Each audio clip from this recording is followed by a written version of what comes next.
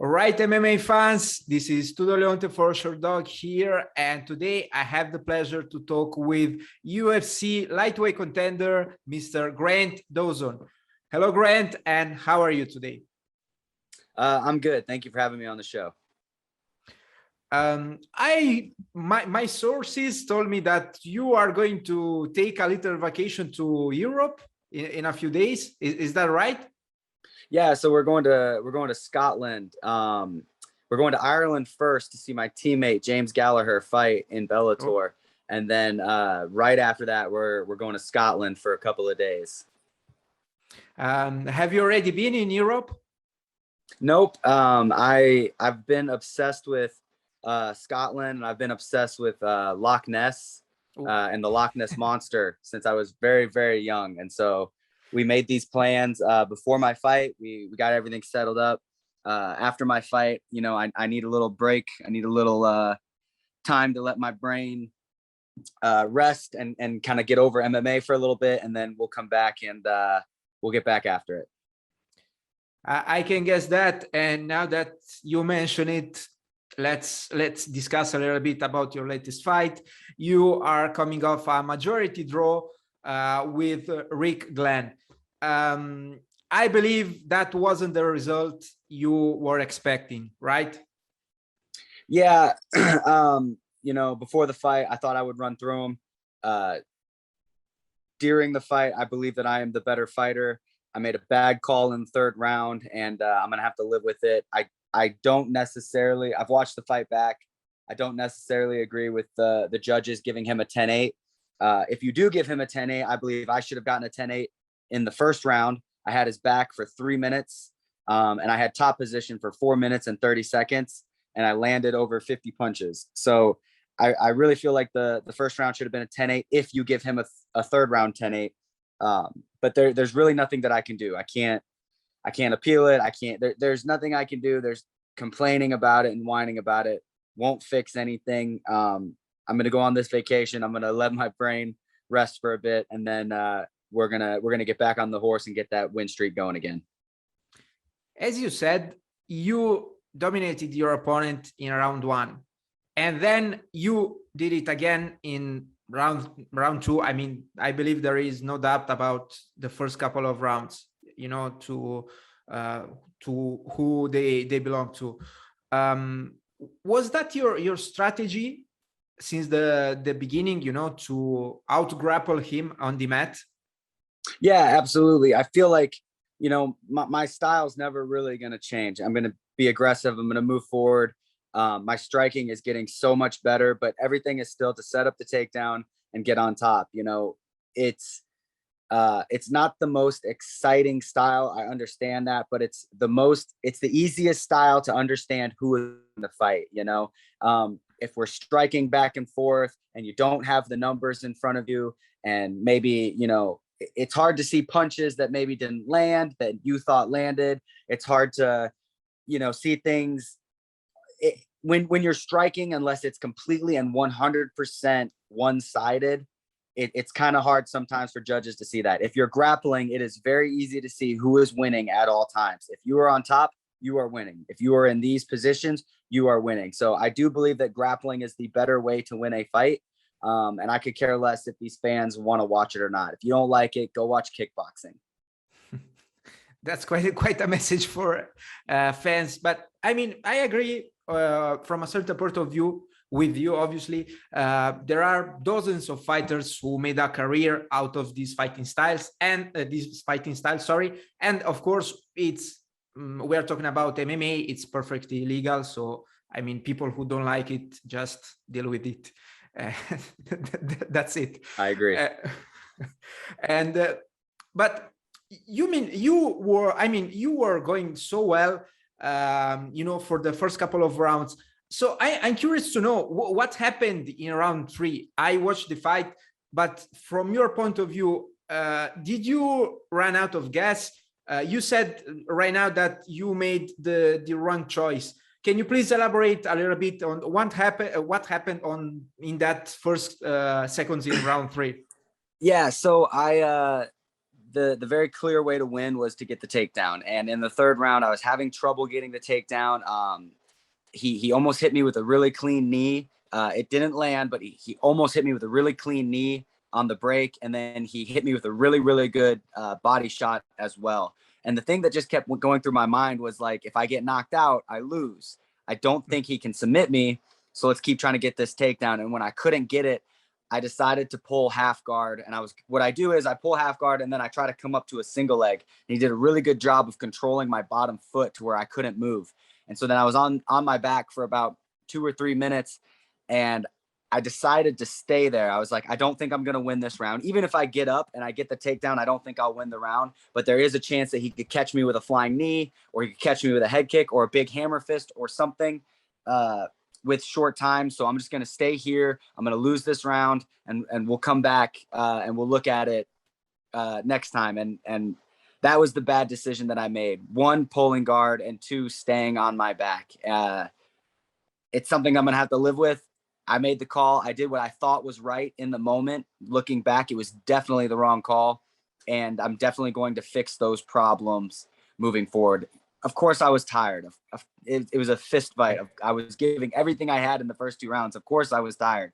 I was exhausted. And it wasn't so much that I was physically tired. It was I was mentally tired, and I made a bad call. I've got to live with that, but I guarantee you I'm going to move on from it, and I'm going to learn from it. Did your corner did your corner call for something else, during, or did you hear them saying something, or I don't know how it planned out? Yeah, they wanted me to push him against the cage and keep him on the cage for the third round to try to get rid of that knockout ability. But I was having a really hard time getting him on the cage. He was making really good adjustments in the third. That's just, his veteranness. He's had over 30 fights. He's a very, very good veteran, and he's a very, very good fighter. I've never said he wasn't a good fighter. I just think I'm better than him. I still think that I'm a better fighter than him. But he is very, very good, and I have nothing but respect for him. And so what they didn't want me to pull guard. They didn't want me to stay on my back. They were telling me the right things to do. I made the decision not to listen. I made the decision that I thought was correct at the time, and I got to live with it. Did they tell you something after the fight? Did you have the chance to discuss with your cornerman after the fight about this? Yeah, I had lunch with or breakfast, I guess. I had breakfast with my head coach, James Krause. We kind of went over things, and we got things that we got to fix. We haven't really gone into a bunch of detail yet, just because, I need a little break. I was in camp for 16 weeks because I was supposed to fight Diego, and then it got moved, and then Diego had to back out. So I definitely, I need to fix some things. We're going to take a little break. I'm going to go on this vacation, and then we're going to fix everything when I get back. I've got nothing but time. I'm only 27 years old. I'm still unbeaten in the UFC. And I think that there's nowhere to go but up. I just have one more question about the fight itself, then we'll move on. Your opponent claimed that you went limp on that Darce choke during the very last seconds of the fight. I have to ask you here, how did you feel at that point, and how did it develop from your point of view? I wasn't out. It doesn't really matter though, because even if I did go out, they'll change it to a no contest. And what's the difference between a no contest and a draw? I was not out. I was 100% saved by the bell. I was definitely saved by the bell. The choke was very, very tight. I would have gone out if there had been more time. But that's the game that we play. If there weren't such things as rounds, I would have had his back for 15 minutes, because the only reason he got away from my back control was because the round ended and we had to stand back up. So you can complain about it. Yes, I would have gone out if there had been more time, but that's the game we play. It is what it is, man.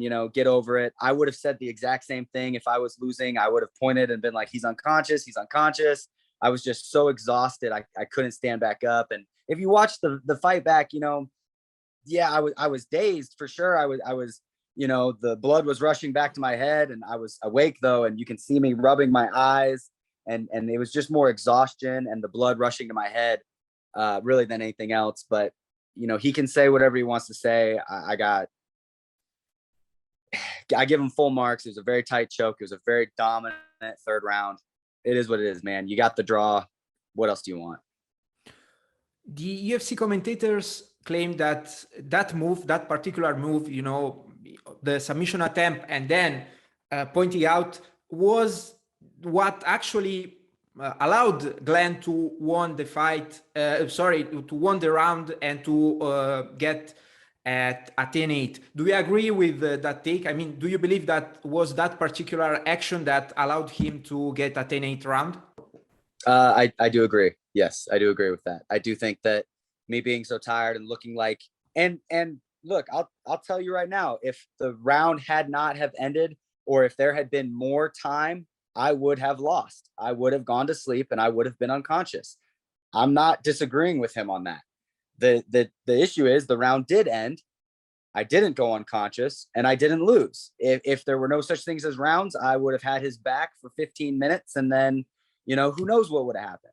That's the rules that we play with. You got to get over it. Like if there had been more time, maybe I would have got to my feet and knocked him unconscious. You never know. Like, yes, I was saved by the bell. Yes, that is what got him the draw. There's nothing I can do about it. There's nothing he can do about it. Let's just move on. If we want a rematch, we get a rematch. That's not really up to me though. Okay, so but sorry, before, I mean, that is the very last question, but would you be open for a rematch with him? Yeah, I'm in no position to make demands right now. I'm coming off of a draw in a co-main event where I was a -500 favorite. So I'm in no position to make demands. I will do whatever the UFC tells me to do. I will sit down, I will shut up, I will show up on weight, and I will fight whoever they ask me to fight. I'm in no position to say I want this or I want that. Do I want to fight Rick Glenn? No, I don't. I don't think it does anything for my career. I don't think it does anything for his career. I think that it's just something personal that he thinks he can beat me. I think I can beat him. Whatever. If the UFC says that's the fight you're getting, that's the fight I'll get. If the UFC says, no, we got something else in mind for you, I'm a company man right now. Whatever they want me to do, I will do. Okay. So let's move on. As I said before, sorry, but you said you touched a lot of interesting points, and as you touch them, in my mind, I have to a little bit expand that. I have to go into a little bit of details. But I recently spoke with one of your fellow training partners at Glory MMA. I was curious to know what's going on behind closed doors at your gym, considering that he said in the post-fight interview that he actually has harder sparring sessions than actual UFC fights. And if you haven't guessed yet who was the fighter that I spoke with, it's Jeff Molina. Yeah, man, Jeff is great, man. Jeff's the man. That kid's 24 years old, and I think that he's got nothing but the brightest future. I got to wear sunglasses around that kid because he's got such a bright future. I do believe he will be a UFC world champion someday. And man, that kid gets after it. He's got what he's talking about with his training. He's got Tim Elliott that he's got to go with every single day. We have this young amateur who's about to make his pro debut named Cameron Cash. And, you haven't heard of him, but that kid is a stud. He's very, very good fighter. And he trains with Jeff every single day. He's just got a whole team of guys trying to beat him up every single day. So he definitely trains super hard. And I definitely agree with him. I do think that sometimes fights are harder than that, or are easier than that training room, man. The way that James pushes us, and the way that most gyms, you create your own schedule. You show up when you want to show up, and you train with who you want to train with. That's not how it is in our gym. James makes your schedule. James says, this is your schedule. Show up or don't come back. And so you got to show up every single day. You got to run by, if you're going to miss practice with him, you got to run by, what you want to do. If you want to change things, everything goes by James. And it's been a great recipe for success. I think we got 14 UFC fighters right now. And the difference is they're all homegrown. Most of them are homegrown. They aren't these super athletes that wrestled their entire lives. They're not these, kickboxing phenoms that have come over from the sport. They're guys, normal men and women that just started MMA and have worked their way to the UFC. That's what's special about Glory MMA right now. We're only getting bigger. That's actually an amazing story, and you have all my respect. You know, as a gym and as a camp, it's unbelievable to hear these kind of stories. At least for me. It's pretty great. On your socials, your description says that you are an anime lover. Sorry. What have you been watching lately? Anime, anime, Anime. anime. Anime, yeah. So yeah, man, I love all the kinds of anime, except the really weird ones. We're actually watching. It's not an anime, but it is a cartoon. We're watching Young Justice. It's about the Justice League, and it's on HBO Max, and I definitely suggest it. It's very, very good. We just got done watching Death Note for like the third time in a row, and Code Geass is another favorite one of mine. I've got a whole list that I could go on and on about, but right now what we're watching is the show called Young Justice, and that's definitely something that I would suggest everybody watch. It's really, really good on HBO Max. I watched your stories on Instagram, and you said that you had the chance to watch that Lightning trailer for Lightyear. Yeah, The Buzz Lightyear trailer. Yeah. Yeah. It, What do you it think looks about really that? good. It looks really good. They got Chris Evans playing Buzz Lightyear, which I think is great. And a lot of people don't know this. So like the Toy Story action figure is based on in that world on a real person. And that's what the story is going to be about, that real person. I actually just got done watching a video explaining all of that kind of stuff. And it's actually really, really cool. I'm super excited for it. The trailer looks fantastic. I'm really excited to see where they go. I grew up on Toy Story and a show called Buzz Lightyear of Star Command. I don't know if a whole lot of people remember it because it only went from 2000 to 2001, I believe.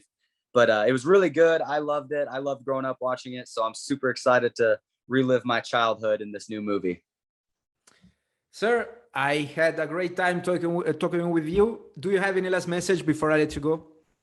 I don't know about a last message. I just want to thank my coaches and my team for always standing behind me. And I want to thank all the love that I've been getting fighting to a draw. I've definitely gotten the bad messages too, and I appreciate those as well. But believe me, I'm going to be back bigger, better, and stronger. Grant, thank you very much for your time. And hopefully I'll hear again from you somewhere in the future. Absolutely, my man. Thank you for having me. Have a nice day. Bye-bye. You too.